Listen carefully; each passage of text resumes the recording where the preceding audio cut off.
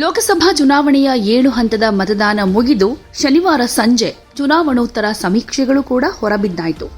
ಎಲ್ಲಾ ಸಮೀಕ್ಷೆಗಳು ಬಿಜೆಪಿ ನೇತೃತ್ವದ ಎನ್ಡಿಎಗೆ ಬಹುಮತ ಬರುತ್ತೆ ಅಂತ ಸೂಚನೆ ಕೊಡ್ತಾ ಇದ್ದು, ಸದ್ಯ ರಾಹುಲ್ ಗಾಂಧಿ ಮಾತ್ರ ಇದ್ರ ಬಗ್ಗೆ ಕಿಡಿಕಾರಿದ್ದಾರೆ. ದೆಹಲಿಯಲ್ಲಿ ಮಾತನಾಡಿದ ಅವರು, ಎಕ್ಸಿಟ್ ಪೋಲ್ ಹೆಸರಿನಲ್ಲಿ ನಡೆಸಿದ ಸಮೀಕ್ಷೆ ಮೋದಿ ಮಾಧ್ಯಮ ಸಮೀಕ್ಷೆ ಅಂತ ಕರೀಬೇಕು. ದೇಶದ ಜನರನ್ನ ದಿಕ್ಕು ತಪ್ಪಿಸೋದಕ್ಕೆ ಈ ರೀತಿ ಎಕ್ಸಿಟ್ ಪೋಲ್ ಹೆಸರಲ್ಲಿ ಮೋಸ ಮಾಡಿದ್ದಾರೆ.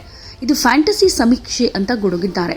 ಭಾರತದಲ್ಲಿ ಐಎನ್ಡಿಐಎ ಬರೋಬ್ಬರಿ 295 ಸ್ಥಾನವನ್ನ ಗೆಲ್ಲೋದು ಕನ್ಫರ್ಮ್.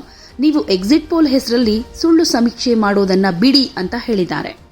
ಇಂಡಿಯಾ ಒಕ್ಕೂಟ ಎಷ್ಟು ಸ್ಥಾನಗಳನ್ನ ಗೆಲ್ಲುತ್ತೆ ಅಂತ ಕೇಳಿದ್ದಕ್ಕೆ ಪಂಜಾಬಿ ಗಾಯಕ ದಿವಂಗತ ಸಿಧು ಮೂಸೇವಾಲಾ ಅವರ ಜನಪ್ರಿಯ ಹಾಡನ್ನ ರಾಹುಲ್ ಗಾಂಧಿ ಹೇಳಿದ್ದಾರೆ.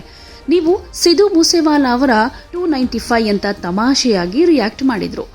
ಇಂಡಿಯಾ ಒಕ್ಕೂಟ 543 ಲೋಕಸಭಾ ಸ್ಥಾನಗಳಲ್ಲಿ 295 ಸ್ಥಾನಗಳನ್ನು ಗೆದ್ದೇ ಗೆಲ್ಲುತ್ತೆ ಅಂತ ಹೇಳಿದ್ರು. ಎಕ್ಸಿಟ್ ಪೋಲ್ಗಳು ಬಿಜೆಪಿಗೆ ಅದ್ಭುತ ವಿಜಯ ಸಿಗುತ್ತೆ ಅಂತ ಭವಿಷ್ಯ ನುಡಿದಿವೆ. ಕೆಲವು ಸಮೀಕ್ಷೆಗಳು ಬಿಜೆಪಿ ನೇತೃತ್ವದ ಎನ್ಡಿಎ ಸ್ಕೋರ್ 400ರ ಗಡಿ ದಾಟುತ್ತೆ ಅಂತಾನೂ ಹೇಳಿವೆ. ಬಿಜೆಪಿ ತನ್ನ ಅಬ್ಕಿ ಬಾರ್ 400 ಪಾರ್ ಘೋಷಣೆಯೊಂದಿಗೆ ಗುರಿಯನ್ನ ನಿಗದಿಪಡಿಸಿದೆ. ಆದರೆ ಇಂಡಿಯಾ ಬ್ಲಾಕ್ 295 ಸೀಟನ್ನ ಗೆಲ್ಲುತ್ತೆ ಅಂತ ಮಲ್ಲಿಕಾರ್ಜುನ ಖರ್ಗೆ ಅವರ ಹೇಳಿಕೆಯನ್ನ ರಾಹುಲ್ ಗಾಂಧಿ ಪುನರುಚ್ಚರಿಸಿದರು.